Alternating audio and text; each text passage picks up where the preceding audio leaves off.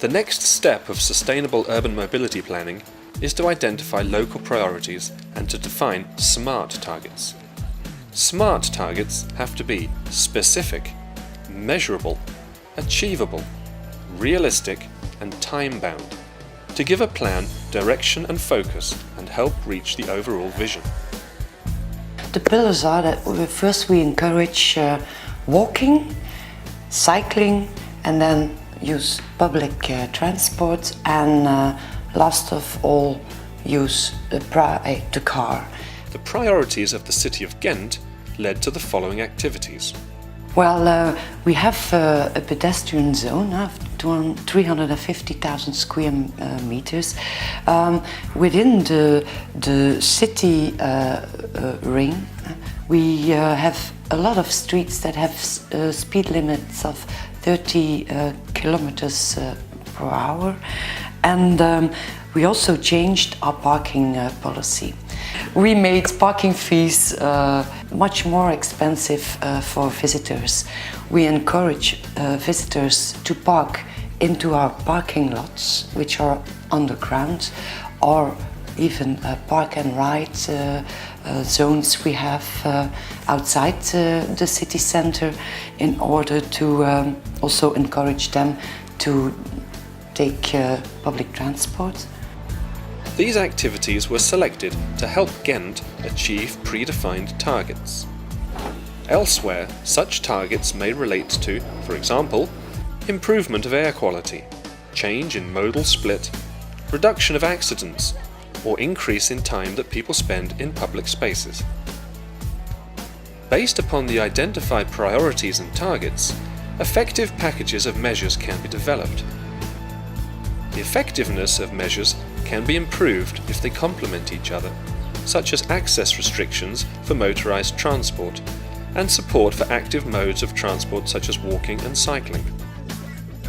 A city in search of solutions for typical urban challenges of today, such as how to create a healthy environment for citizens whilst complying with EU clean air and noise regulations, may opt for an integrated package of measures consisting of clean fuels and vehicles, environmental access restrictions, and the promotion of alternatives to the private car. Furthermore, it is important that cities develop measures in those areas with the biggest potential for improvement. This may require a sustainable urban mobility plan to look beyond city borders and pursue the integration of transport and planning with neighbouring municipalities. We try to develop common solutions, mainly by common projects. For example, we are developing a common cycling project, which includes construction of new cycling lanes in Gdańsk, Sopot and Gdynia. Cycling is not very popular in Polish cities, and we are starting from very low level. We expect important improvement within next few years. That's why we are trying to create good environment for cyclists. We believe that it is very prospective public transport system.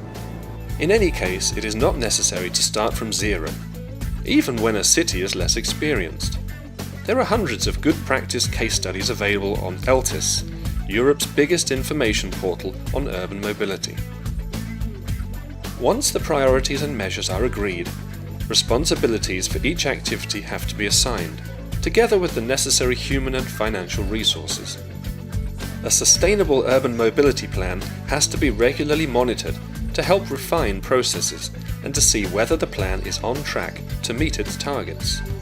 A sustainable urban mobility plan has to be approved and formally adopted.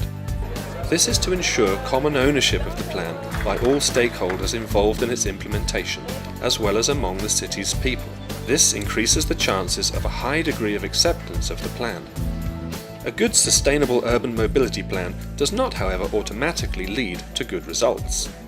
Proper management and communication during implementation of the plan are essential to manage risks and exploit synergies.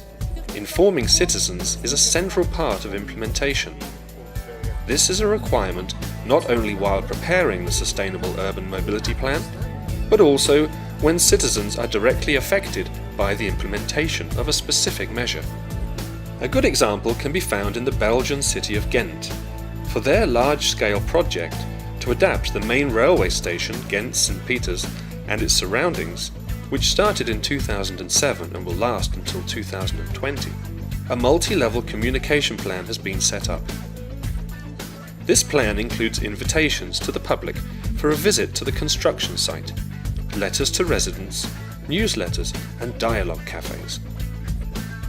Well, we invite here everyone who is in an organized group, like an action committee. We also have an association for cyclists. There are the directors from the schools in the neighborhood, and there are also the shopkeepers. But for the shopkeepers, we have a different information sessions every 6 months. Reviewing the achievements of the Sustainable Urban Mobility Plan means assessing both the broader impact on urban transport and mobility and beyond, as well as the effectiveness of the planning process itself. Both aspects are important in order to learn and improve the process. The lessons learned are essential for the identification of new challenges for the next generation of a sustainable urban development plan.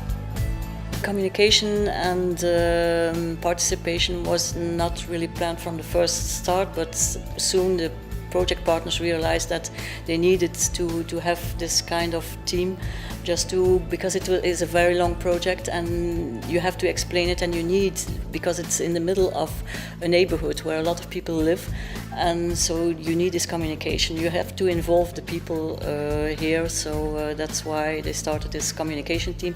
And since last year we're having our own info point here in this building, where people can come and visit us, and even get presentations if they ask for it.